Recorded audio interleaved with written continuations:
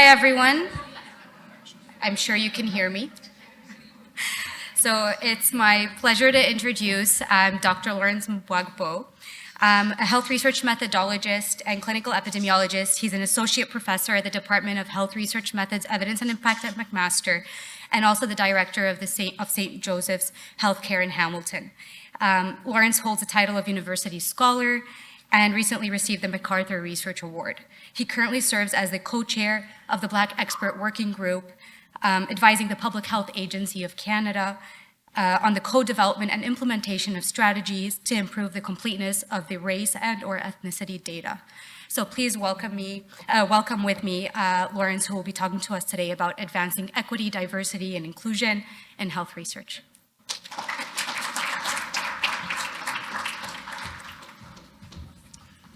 Thank you, Andrea, for that lovely introduction. As mentioned, I will be talking about equity, diversity, and inclusion in health research. This is a talk I've given in several other departments, and this is the first time I'm doing it in HEI. Each time I give this talk, I listen to what people have to say, and I improve it a little bit. So it's always a little bit remixed each time we have to see it. So there is a bit of an outline in terms of what I'm hoping to cover today. We'll look at an overview of what inequalities in health research mean, look at some frameworks for health equity, some of the problems and potential solutions after looking at the big picture of equity. And then we'll also look at some of the consequences of inequalities in health research, and I will try to offer some practical guidance on things you can do when you're setting up a research study. So what is health equity? It refers to unfair and avoidable differences in health, and these differences are said to be unfair because they can be resolved by reasonable action. And in the space of EDI, I would like us to have some definitions of exactly what we're talking about. So equity is defined as the removal of systemic barriers, and I'll go into this a little bit more. And diversity is about the variety of unique dimensions and identities and qualities that people may have. And inclusion refers to the practice of ensuring that all individuals are valued and respected for their contributions.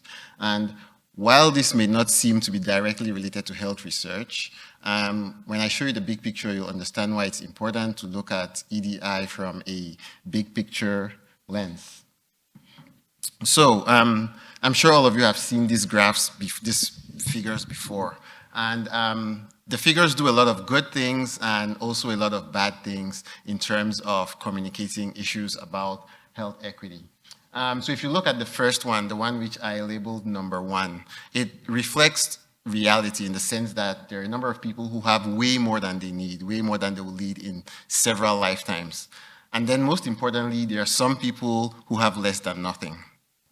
This is the aspect that we miss when we're trying to create equity. There are people who have less than nothing. So whatever you're giving them, you're just giving them the bare minimum. They have less than nothing, and a little bit more effort is required to bring them up to speed. And then on the second one, where they talk about equality, it shows that in order to watch the game, everybody is giving the same thing, right? Everybody has the same number of crates. Everybody has 1 crate. And based on this approach of giving everybody the same thing, there are still some people who cannot watch the game, right? They can't reach because they have everything. But now the idea of equity suggests that for the people who need more, they should be given more. And for the people who don't need, they shouldn't be given anything. But this depiction on its own is slightly concerning because it gives the impression that you have to take away from one person to give to the other in order to achieve equity. And that's not the case. That's not what equity is about. You don't have to take from anybody to give to the other person. Another more interesting representation is number 4, which is liberation. And the idea of number 4 is not about taking resources from one person and giving to the other, but it's about removing structural barriers so that people can achieve optimal health outcomes. The other thing I would like to point to is the fact that in this depiction of issues of health equity, the person who requires help here is depicted in the picture as being smaller, like a child or some sort of infantilization, which is also inappropriate, right? The person who needs to be, the person who is in the underserving group is not less than the person who has more. It is just a matter of circumstances, and it's just a matter of systemic barriers that need to be removed to address these issues. So the picture on the right is a little bit better in terms of the fact that it shows that if you give everybody the same thing, like everybody gets a bicycle, but the person who has a lower limb infirmity cannot use a bicycle, that same bicycle is too small for the man and it's too big for the child, right? So here, in order to achieve equity, what they're doing is they are giving everybody exactly what they need. So there's somebody who needs a large bicycle, somebody needs a small bicycle, the child needs an even smaller one, and then the person with the lower limb infirmity requires a hand cycle.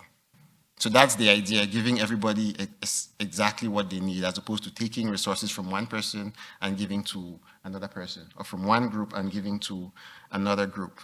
So in order to better understand equity, we're going to talk about some of the popular frameworks that are used to incorporate equity in health research.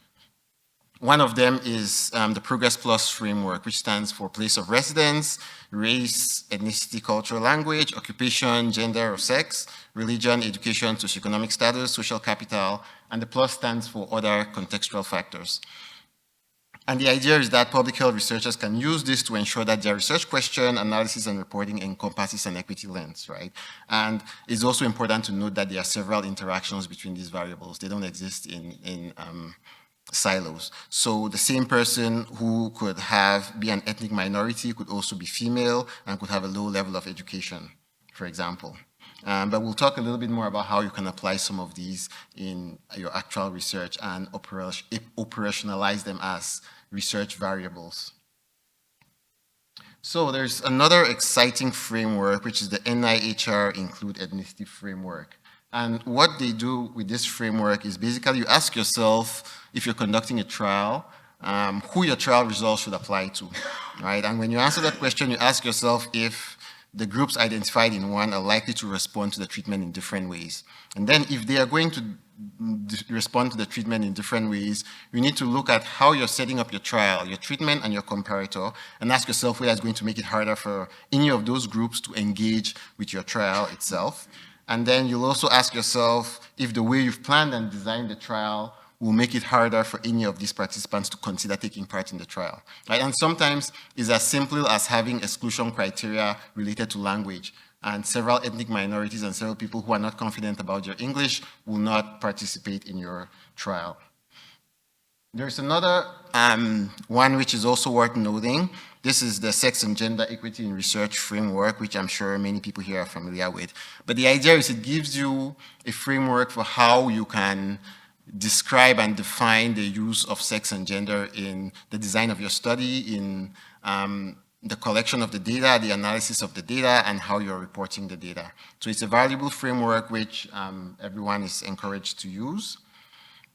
There is also another more complex one which I do not expect you to be able to read, but the idea is that it merges all the different components that lead to the ultimate health outcomes, right? So a lot of things are linked to bringing your health outcomes together, and if you can get, I tried hard from the journal where I picked this up to get a higher resolution picture, but they just don't have one. So this is the best they could find. But the idea is that everything you're exposed to is connected to your health outcomes. So this includes your disease exposure, this includes genetics, this includes the health policies that you're exposed to, and the places where you live, and the nature and nurture that you're exposed to.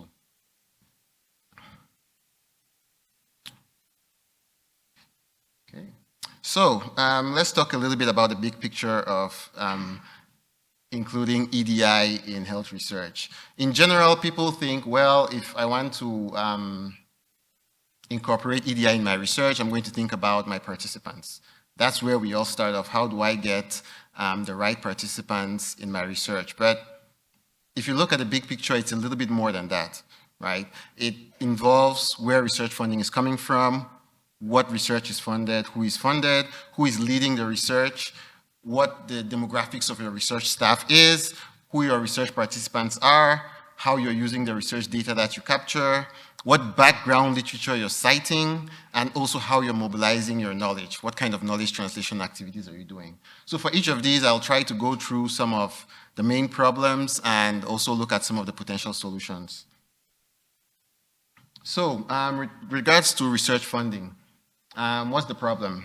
There is a huge mismatch between disease burden and funding allocation, right? And this mismatch exacerbates the burden of disease. It worsens health inequities, which disproportionately affect marginalized populations. And it also has a significant economic impact because poorer people are getting sicker and they are losing money because of time spent away from work. So if we were to try to find a solution for this, the idea behind this would be we should apply strategic resource allocation, right? We should allocate resources specifically based on disease burden, and we should also do some advocacy and awareness so that the people who are funding are actually aware of the diseases that carry high burden. But while this is a hypothetical solution, in reality it is far more complex than that. The first reason for that is because when we're talking about proportional funding, we are assuming that you get uniform gains from each disease. But the truth is, if you invest 1 million in stroke research and you invest 1 million in malaria research, you don't get the same returns, right? So you can't get the same returns by investing the same amounts of money for each condition. This is also true for disease classifications. For example, if the disease classifications are not uniform around the world, and then the burden of disease is hard to measure and it's hard to compare. So it's hard to know how much resources to allocate if the diseases are not classified in the same way. The next issue is that we also assume that diseases are independent, right? So say we're allocating a certain amount of money for obesity. We're forgetting that obesity is linked to high blood pressure, and it's linked to strokes, and it's linked to several other conditions, right? So almost all diseases are interconnected in some way, and it's hard to calculate the exact amount of resources that should be allocated. And then the other thing is, even if we're allocating the same amount, the proportional amount of resources for each disease, there is no chance of cure in any funding cycle, right? You can't, it's almost unlikely that if you pour all the funds in the world into one condition, you will cure it within our lifetimes. There's still a lot of research to be done. So every amount of funding only does a small incremental increase in science with regards to a disease. And then most of the people who do research about allocating funds proportionally look at the data from one funder. And this is problematic because you don't know what other funders are funding. You don't know who is funding the condition that you think is underfunded by one funder, right? So generally what will happen is if the WHO is spending a lot of money here, and then maybe UNAIDS will spend money somewhere else, right? Because they see that there's already a lot of money spent there. And then this leads me to the next part, which is research leadership, because it's not just what is funded, but also who is funded. Right? And you'll see that there's a problem with research leadership. There's a huge gender gap in leadership of trials. If you look at the picture on the right, these are a global picture of all trials conducted around the world, drawn from clinicaltrials.gov. And you look at the leadership in gender, you'll see that most of the trials are led by men, and the fewest of the trials led by women are in cardiology. And then you can also see the systemic racial disparities on the right of funding rates for the National Science Foundation. And you can see that ethnic minorities are consistently underfunded, while whites have a steady rate of funding all through. So this is a concern, right? And this sort of thing has consequences. For example, you would see that there's an underrepresentation of women in cardiovascular trials.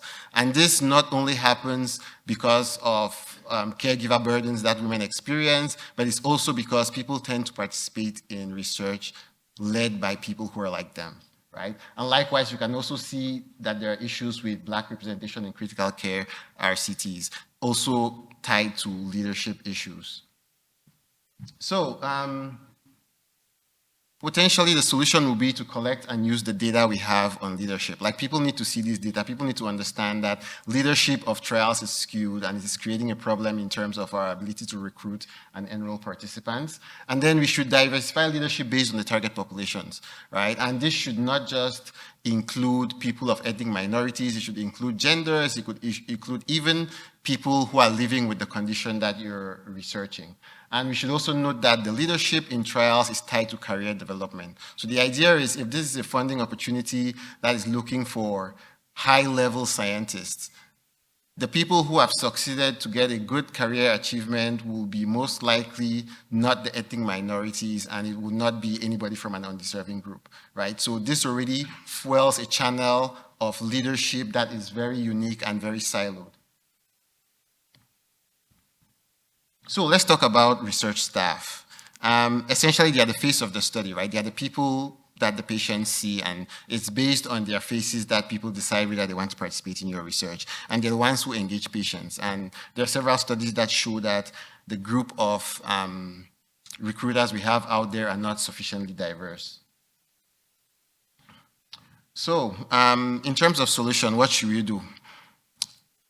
Apply appropriate hiring practices, and this means you should carefully plan your team composition and also think about how you're communicating the job opportunity with gender-neutral language, and also how you're presenting the job opportunity and where you're disseminating it. And then you can also use recruitment processes where you have people who have trained in unconscious bias and they know how to identify some of these issues. And then the other thing is you should get peers. If you're doing HIV research, it helps if you have people living with HIV who are part of the recruitment team, right? That sort of thing helps. So let's talk a little bit about the research participants. And the problem is that there are several underrepresented groups in terms of research participants. We have women, racial ethnicities, people of low socioeconomic status, non-English speakers, and this leads to huge selection bias, and it compromises the generalizability of a lot of research. And it also aggravates inequities because when it's time to answer questions for undeserving groups, there is no evidence to support using interventions in those groups. And the graph here just shows the uneven global and racial distribution in major orthopedic clinical trials, and those are trends over a decade, again suggesting that there are very few ethnic minorities. So what's the solution for improving your pool of research participants? The first thing to do is to budget for enhanced recruitment, right? To get a diverse pool takes time and money, but you can add it to your budget because it's not your money. Do community engagement, you need to educate people appropriately and use multimodal communication, right? You can have flyers, you can have videos, you can have audio, you can invite people to your research study in different ways. All of these are advertisement strategies that are used in social marketing, and there's no reason why we can't use them in research. You should also create a community advisory board. You should have a committee of people who are going to be your face to the community and who will help you communicate the importance of your research to the community and who will help you enroll people in your study. The next thing is to review your eligibility criteria. It is a very bad idea to include only people who speak English. And I'll tell you why. In Hamilton, I looked it up. You can do the same on Wikipedia. What's the most commonly spoken language in Hamilton after English? We have Arabic, then we have Polish, and then it goes on, you know, and we don't even have French, right? So it's not about Canada is a bilingual country, let's do English and French.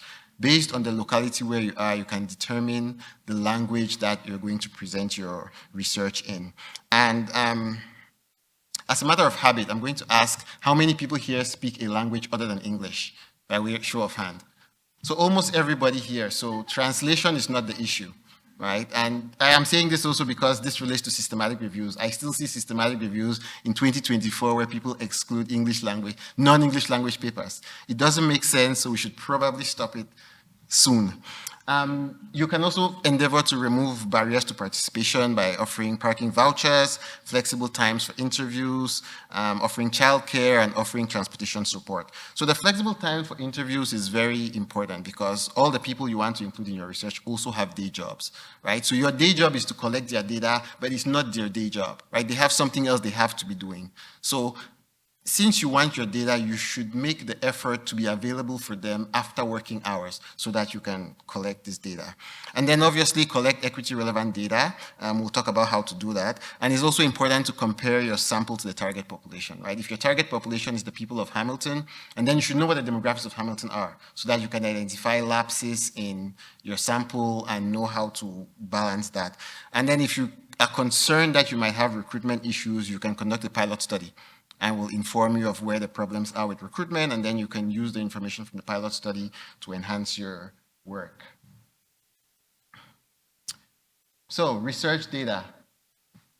In order to work on research data, you have to ensure that it's collected. And most of the time, information on ethnicity, sex and gender, and some of the key variables that inform whether people are experiencing systemic barriers are not captured, right? So we should make an additional effort to capture that information. And sometimes when it's captured, it's not collected correctly, right? The data is collected poorly, and also sometimes it's not analyzed and interpreted correctly.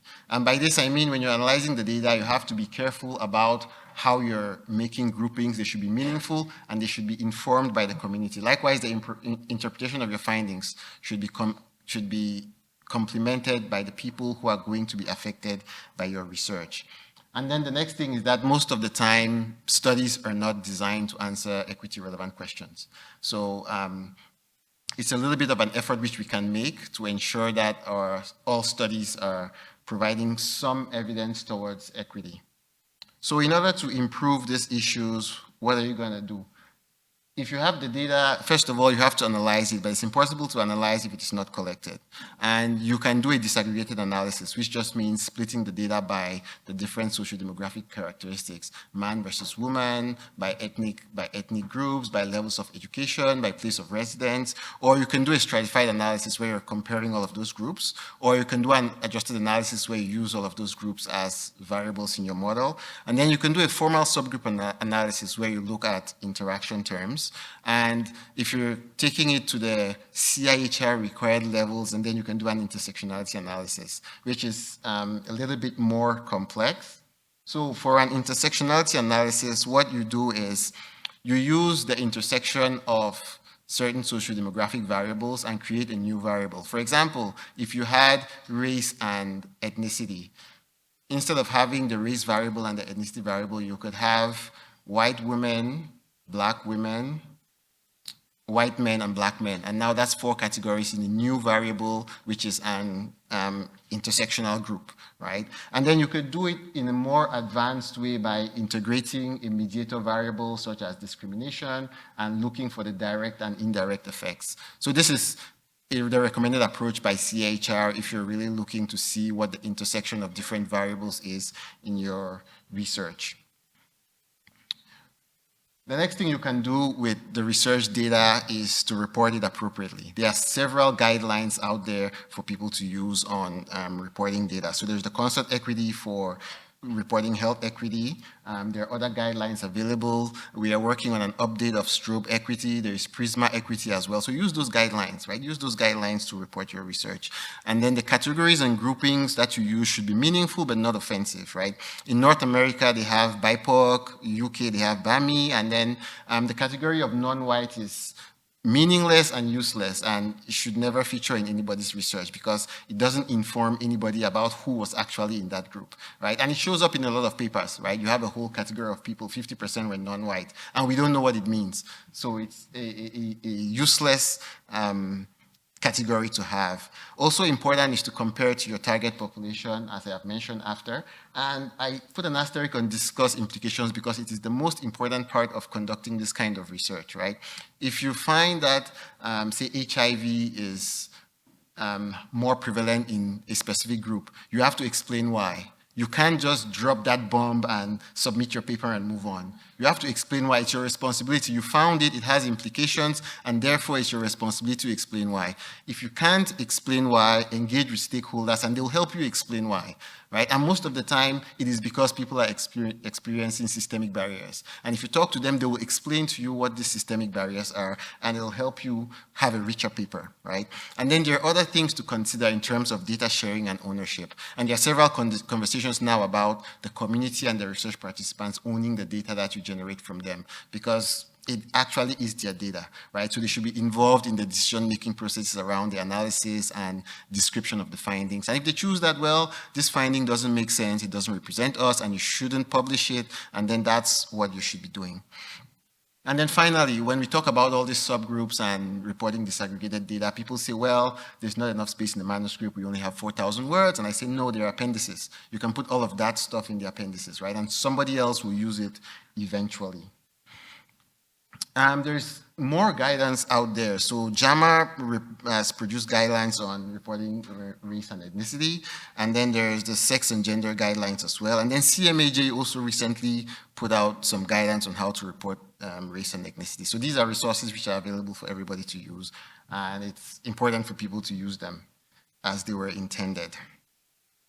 Now, this should probably have come earlier, but let's talk about the background literature, because all the research you're doing is informed by background literature, but the background literature depends on what you cited. It depends on what you chose to include in your research, right? And the evidence shows that women's research is cited 30% less in psychology, right? And ethnic minorities are also undercited, and they don't feature on editorial boards. So the nature of the body of research that we are working with is extremely skewed, right? And we have the responsibility to have a more uniform body of evidence that is informing the background of our research. So interestingly, the paper where I found that women's research is cited 30% less in psychology, they actually did some further research to find out why people were not citing the female scientists. And it turns out when they're about to cite, they forget their female colleagues. Like their names literally just don't come up. And this is some sort of cognitive bias that is extremely ingrained and probably something that we can consciously act against. So I just like this quote, that citation behavior is the product of institutional structures and individual habits. Imbalances in citation behavior, therefore, are produced by both institutional biases and individual biases. By bias, we mean discriminatory or conversely preferential values, practices, or mechanisms, typically resulting in material, psychological, or physical harms. So my invitation to you is to practice citation justice. And this means you should actually dig deeper into the literature so that you can capture different and varied perspectives on a particular topic. So the other thing you can do as well is to think about the kind of knowledge mobilization you're doing. And most of the time, the reason why we are unable to recruit people in our studies is because we haven't done enough community engagement, right? And sometimes the community is not part of generating the research questions. So when you approach them and say, well, I'm conducting this study on syphilis in Black people, and Black people say, well, we don't think that's a problem. We have different problems. Why are we going to participate in your study, right? But if you included them in the formulation of the research question, and then they will be more likely to participate in your research. And the other thing is there is a history of mistrust. People participate in research, and the research is not fed back to them, right? So the next time another researcher comes, the people are not willing to participate in their research. So it's important to provide that information back to them. And this not only relates to study participants, but it also relates to their gatekeepers, right? So if you're interviewing patients via their physicians, once you get the study results, it should be communicated to the physicians as well, because they also interact with these participants. So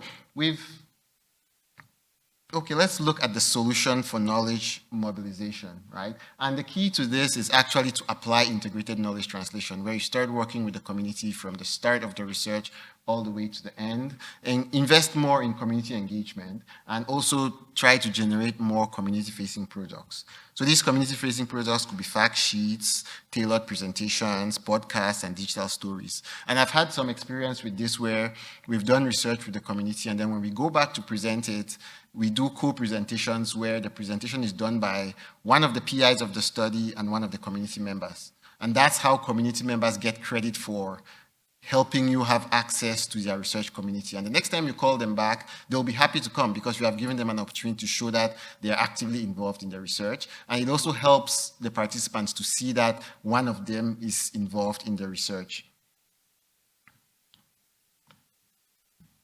So all this is great, but we should also note that it has consequences, right? And after talking about EDI for a few months or more than a year now, I've come to realize that when you approach it from an advocacy perspective, people don't really like what you're saying. So I simply call out the bad science in it, right? You have two things you're working with. You have a target population and you have your sample. If your sample does not resemble your target population, it is bad science. It is that simple, right? So just avoid the bad science and, things will be better for everybody. And that's why we get these kinds of consequences. Bad science has consequences, right? We've seen skin color affecting the accuracy of medical oxygen sensors, and this has caused delay in providing treatment for racial and ethnic minorities during the COVID pandemic. And then we also have bias about ethnic minorities' perception and management of pain, which has resulted in less pain medication being provided to people. And think about this happening in children. Think about the children undergoing an appendectomy and they're not given enough pain medication simply because it is assumed that based on their race, which is only a social construct, they do not need that pain medication. It's a horrible situation, which we collectively can improve. So even the Social Sciences and Humanities Research Council of Canada has called this out, and they've clearly stated that not including EDI in your research results in poor quality research. It perpetuates systemic barriers. It provides decision makers with findings that can exclude or harm certain groups. It also favors certain stakeholders over others. And it leads to skewed findings due to biases and stereotypes. So definitely things we should be aware of when we are putting together those grants. And also it could generate harmful outcomes for some groups, right? Especially if the findings suggest that economic and social and health-related resources should be withdrawn from certain groups. So it's absolutely important to have more generalizable samples. So given all that rant and theory, in practice, what are you expected to do, right? The first thing is to ask yourself the question, does my target population include people who may experience disadvantage based on any of these characteristics? And then the next question is, how can I design my research to include them, right? And when you're including them, how can you design your research so that you do not aggravate these disadvantages? If you can address those two questions, and then you're taking a huge leap forward in this field. So practically speaking, you can have one of two scenarios. The first scenario is where you have research exclusively focused on a disadvantaged group. And the second scenario where you have research with a mixed group. And most people do research on a mixed group, but I advocate for the fact that if you think diabetes is a problem in Hispanics, do the research in Hispanics. Don't do a general study and try to do a subgroup analysis of the Hispanics. Just do the research in the Hispanics. Because the reason why it is a problem in that group is because not enough research has been done, right? So those are the two possible scenarios that you can take. And then there's a scenario A, 1A, where the equity relevant factor is the intervention. So sometimes the problem could be a lack of education, and your intervention is actually educating people in that field, right? So here are some examples of studies that have done research focusing specifically on disadvantaged groups. For example, a diabetes prevention trial in Hispanics, and then there is also this study on exercise and psychoeducation for women of low socioeconomic status. And another study on cognitive behavioral therapy for women with low incomes. So again, the idea here is that women of low incomes have difficulty accessing these resources, right? So you do the research in those people who have the problems, as opposed to the general population. And here is an interesting one where you're actually trying to generate social capital. This is one of the S's of the Progress Plus, and you're trying to see if you can generate social capital, give people supportive networks that can help them improve their health outcomes. So with regards to reporting, this little clip art figure is something which I made myself and I'm very proud of. It shows a sort of mixed population of individuals, but if you are interested in focusing on a specific group, there are several groups that could come out of this, right? You could have children, you could have adults, you could have women, you could have men, you could have black men, you could have white men, you could have white women, and you could have black women, right? So it's a mixed population, but there are specific populations who may be experiencing specific disadvantages, which you can purposefully look at if that is what you are interested in.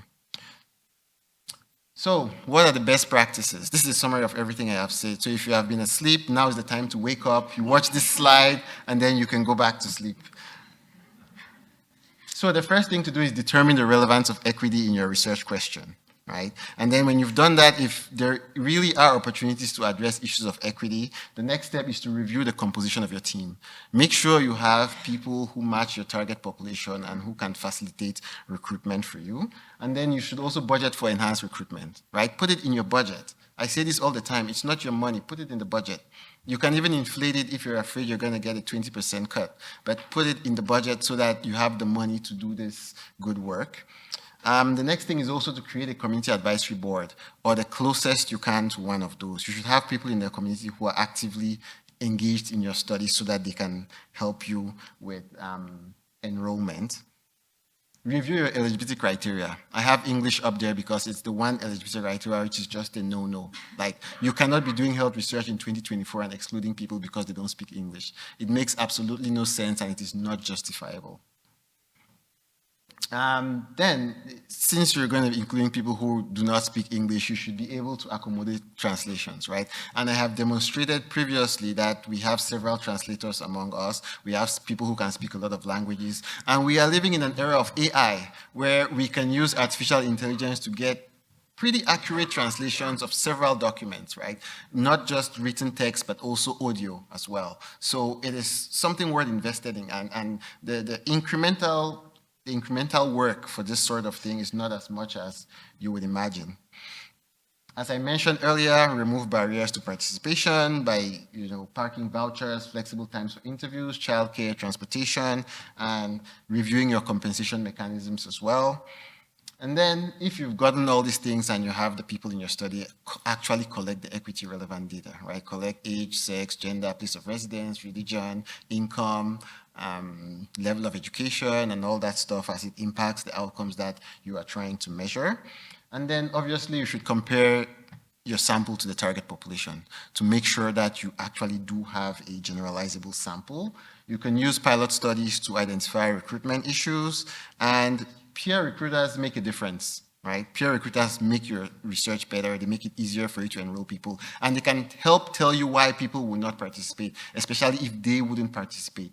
With the HIV, the CIHR Clinical Trials Network, we have a community advisory committee. And after the scientific review of protocols is done, it goes to the community advisory committee. And they only have one question to answer. Would you participate in this study?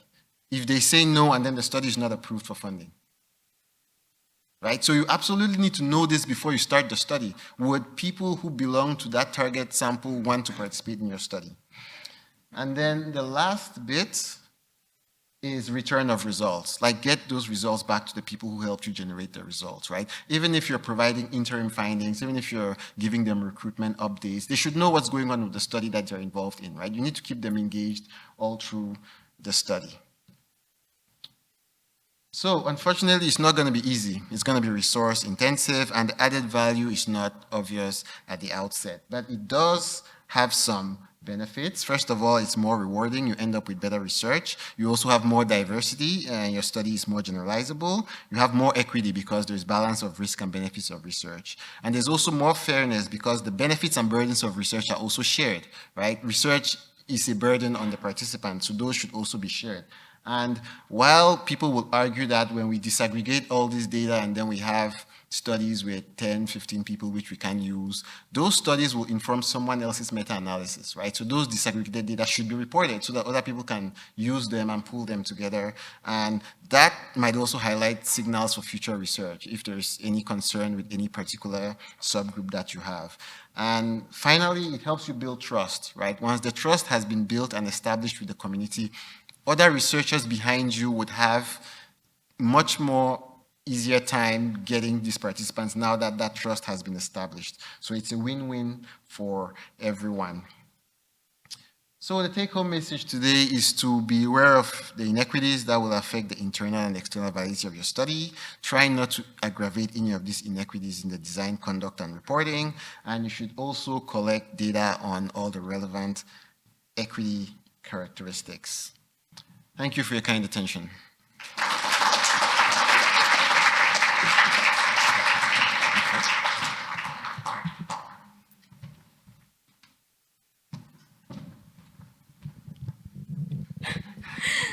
Thanks, Lawrence. That was really great. So we're open for questions. Does anyone have a question for Lawrence? Go ahead. You're probably going to need to raise your voice a little. That's okay, I can do that. That was amazing, as always. My question is about when you're limited by the data itself and being able to interpret it in this lens. So, for example, in the context of retrospective analyses or in large health registry data where the data may not have previously been collected, is it better to do what you can, or is it better not to do it in the first place? Or if you have any other thoughts or comments on it. Good question. So you missed my presentation on the analysis of secondary data and how to incorporate EDI. And there are a few tips there which we can copy. The first thing is, yes, you're limited by the data, but it doesn't stop you from engaging the community and helping you understand, because they will tell you things that you wouldn't have thought of, right? But there are also opportunities to link data with other data sets to get a more fulsome understanding. And then there are also ways to get, for example, if you're missing data on gender, you can get data on gender-related variables such as profession and caregiving roles, and those can be used as proxies for gender. But what I'm saying is you have to make the best of what you can with the data that you have. Yeah. Ross, question? Yeah. Yeah. Hey, Lawrence, thank you. One of the things I struggle with, and I read grants about this as well, is when we disaggregate the data, our sample sizes become very small. And the number of people we need to do these interaction analyses, important as they are, become very large and require a huge study. How do you sell this? I take your point, I like your point, and anyway in the appendix of the meta-analysis, we'll do it later. But when we're designing the study, any tips for how we can do this better in light of budget constraints?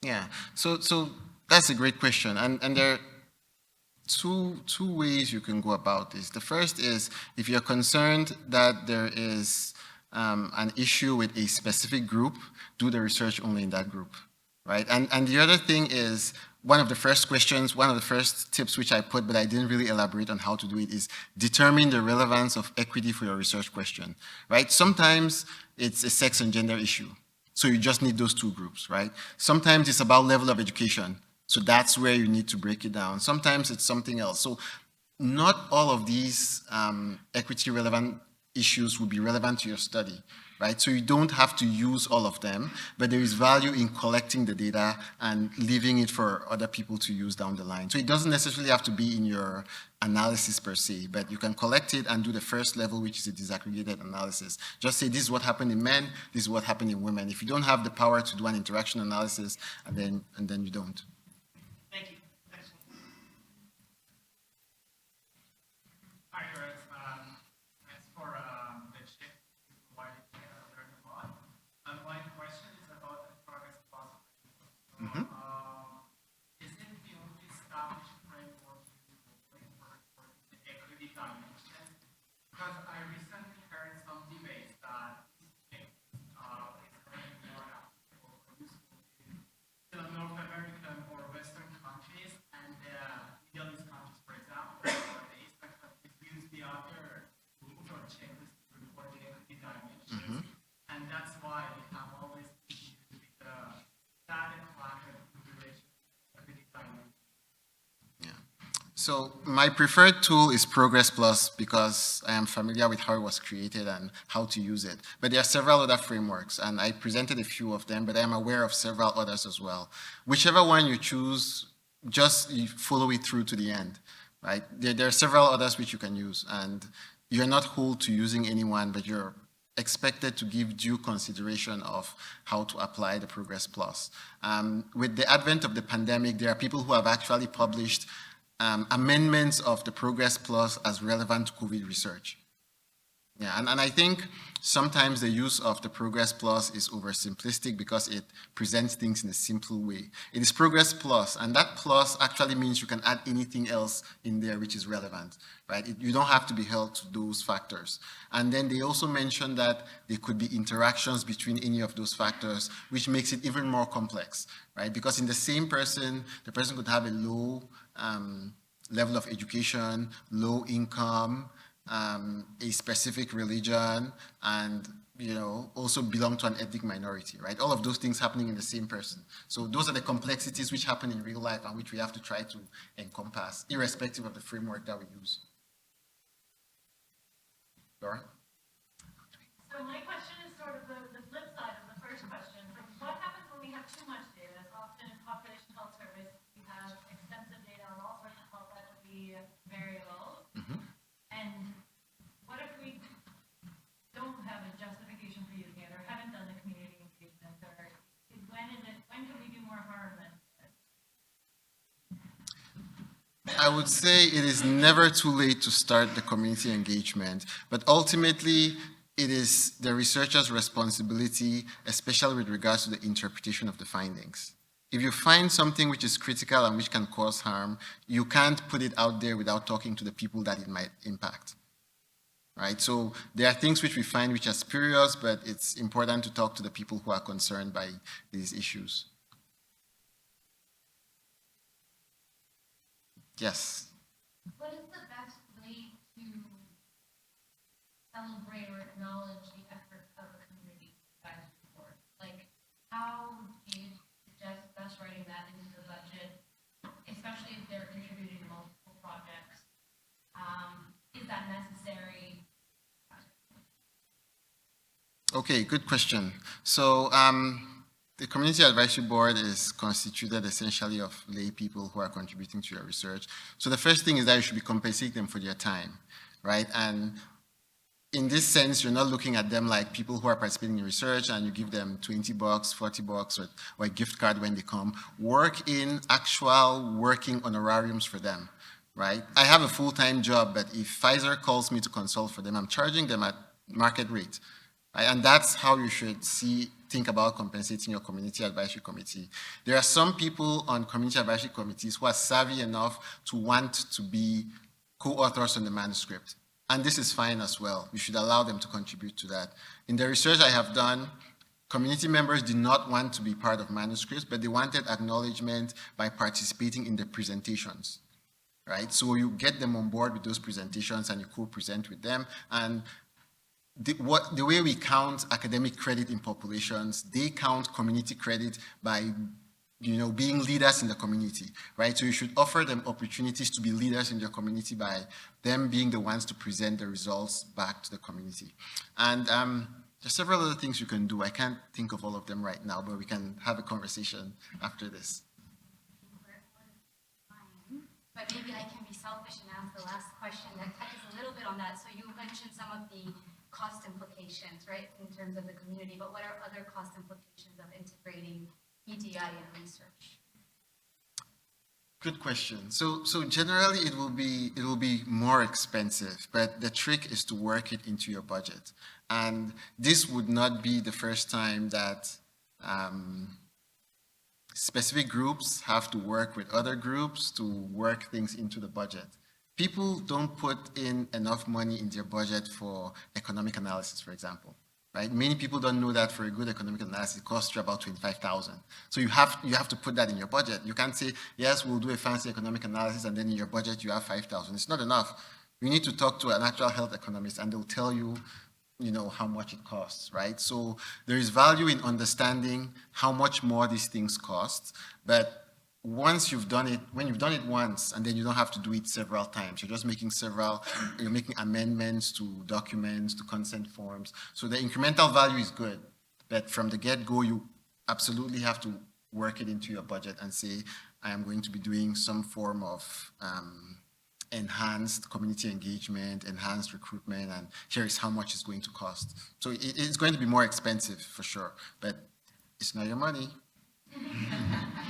Thank you, Lawrence. That was amazing. Thanks. Thanks.